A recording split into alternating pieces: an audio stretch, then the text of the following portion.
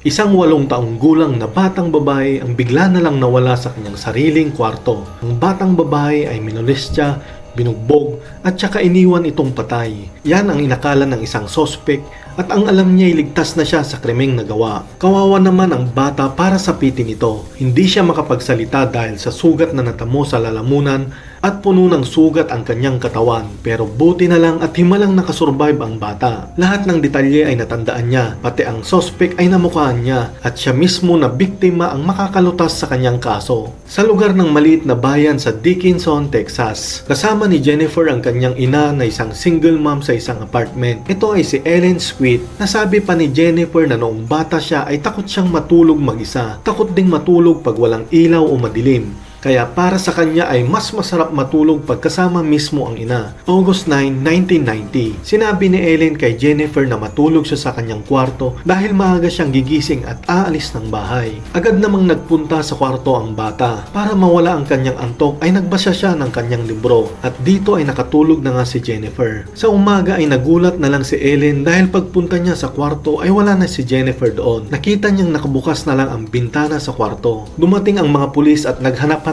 sila sa mga kakahuyan malapit sa bahay nila Jennifer pero wala silang nakita. Pero agad namang kinabahan ng mga pulis dahil imposible namang umalis lang ang bata at nasabi nila na malamang ay dinukot ang bata. 6:30 ng gabi. Ang mga pulis ay nakatanggap ng isang tawag na mula sa isang magulang. Ang kanilang mga anak ay naglalaro sa isang bakanting lote. Nakita nila ang isang batang babae na nakega at puno ng sugat at duguan nito. Dumating agad ang helicopter at sinakay ang bata. Agad-agad silang nagtungo sa pinakamalapit na ospital. Dahil sa nakita nilang sitwasyon ng bata ay alanganin na ito. Kailangang magmadali. Nasabi ng isang doktor at mga investigador na grabe ang sinapit ng bata. Ang laki ng hiwa niya mula sa kanyang lalamunan hanggang sa tenga. Nasabi rin nila na ang bata ay ginahasa. Buti na lang at hindi napuruhan ang mga major arteries o ugat sa kanyang leeg. Nakumpleto nila ang surgery at safe na ang bata. Pagkalipas ng ilang araw ay umayos na ang kondisyon ng bata. Si Jennifer ay nag-iba ang ugali dahil natatakot na ito pag may dumarating na lalaking doktor o mga nurse na lalaki. Ang mga pulis ay naglagay ng mga pulis na magbabantay sa kwarto ni Jennifer para sa kanyang kaligtasan. Meron sa loob at meron din sa labas. Nahirapang kausapin ng mga pulis si Jennifer dahil hindi ito makapagsalita dahil sa natamong sugat. Kaya ang ginawa na lang nila ay pinasulat na lang kay Jennifer ang buong detalye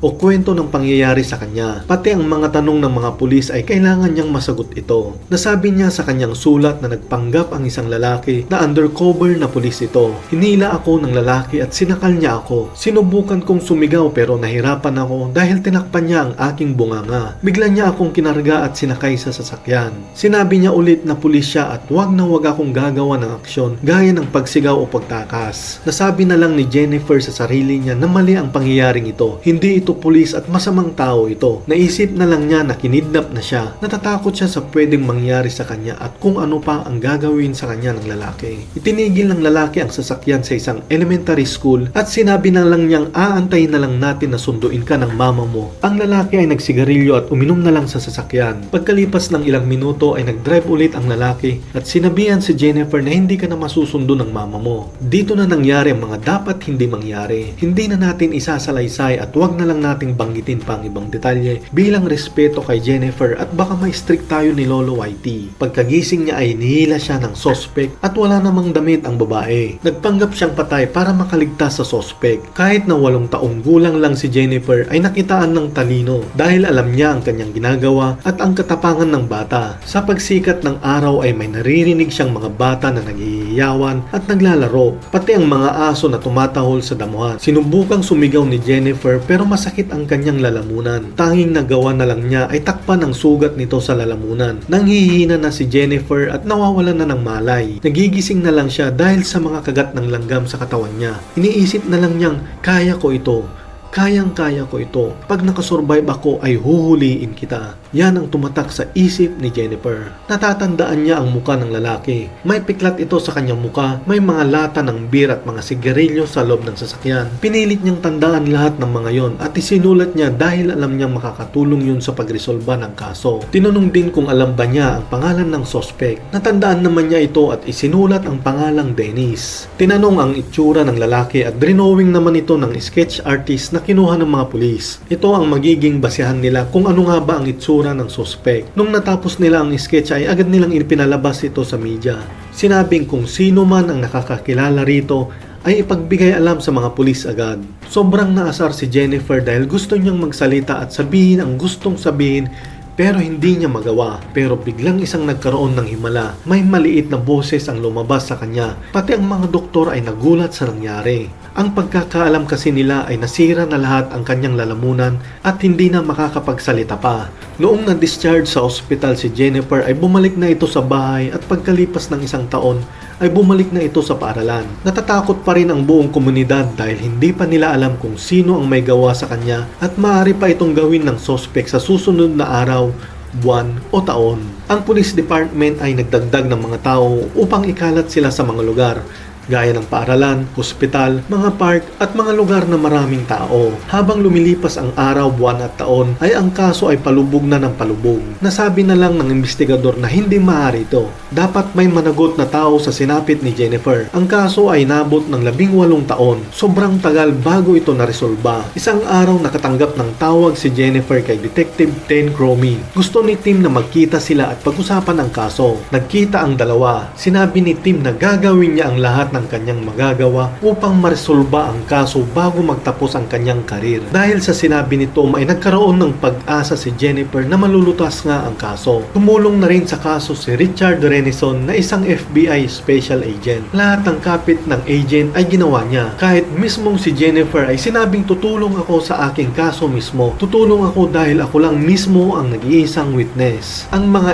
FBI na ay nagsagawa ng investigasyon at kinuha lahat ang mga ebidensya na nakolekta ng mga pulis sa damuhan. Nangolekta sila ng DNA sa mga nakuhang ebidensya. Sinabi na lang ng kung walang DNA na makukulikta dito ay hindi maayos ang kaso. Kaya napakahalaga ang DNA gamit ang advanced technology. Inabot ng taon ang pag-aaral sa mga DNA. Alas 2:30 ng madaling araw, nakatanggap ng tawag si Tim na mula sa DNA lab. Sinabi ng DNA examiner na we got a hit. September 22, 2009. Ang FBI ay naglabas ng pangalan kung kaninong DNA ang nakita nila. Ito ay si Dennis Earl Bradford. Sino naman itong si Dennis? Nagtaka ang mga pulis kung sino itong taong ito at wala naman silang makitang record na Dennis sa kanila. Nagulat na lang sila noong maalala nila kung sino ang isinulat ni Jennifer noong bata pa siya. Ito ay ang pangalang Dennis. Ito ang isinulat ni Jennifer noong 8 taong gulang pa lang siya at nagpapagamot sa ospital. Ang suspect ay 39 years old at nakatira ito sa Arkansas. Kakalabas niya lang din sa kulungan sa kadahilan ng pagkidnap. 6 na buwan makaraan ang pagkawala ni Jennifer. Naaresto rin siya dahil sa sexually assault ng babae sa isang bar. Pagkalipas ulit ng 7 taon ay nakasuhan ulit siya ng abduction. Sinakal niya ang babae at tinutukan ng patalim ang babae sa leeg, gaya ng ginawa niya kay Jennifer.